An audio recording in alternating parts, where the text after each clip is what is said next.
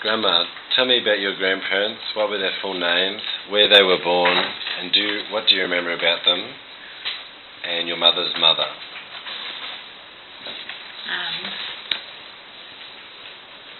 My mother's father's name was John Slider, and my grandmother's name was Elizabeth. And I remember my grandfather was a fairly stern man. He died when I was a child, a hard-working man in his day, prospecting, farming, etc., and a mail carrier too. He lived at Barmoya, farming there and out cultivating, etc. He moved into Park Avenue when his health declined and died there at Glenmore.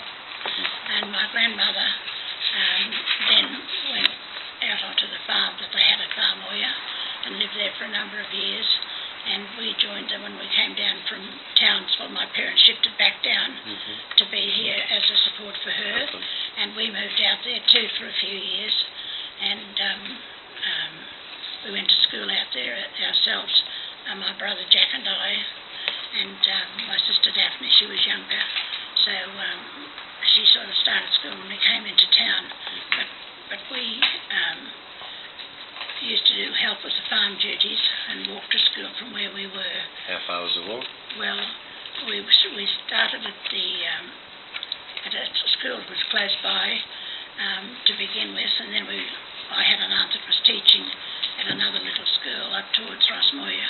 We used to walk down the cultivation paddock and take a shortcut up to there, and then we went to the cave school, which was 5 miles walk.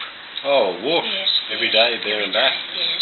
Oh my goodness. We had a pony at one stage, but she was a little devil.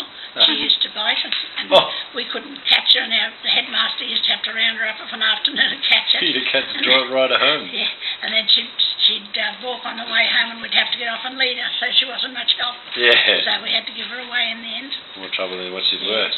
And then eventually we moved back into Rockhampton.